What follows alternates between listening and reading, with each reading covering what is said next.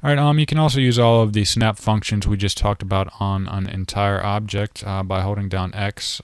You can snap the object to a point on a grid, but it's going to snap the pivot point, which is where your object rotates around and where it scales to as well.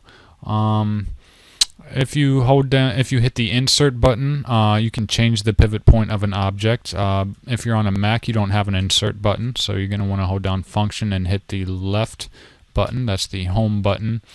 And you can move your pivot point around.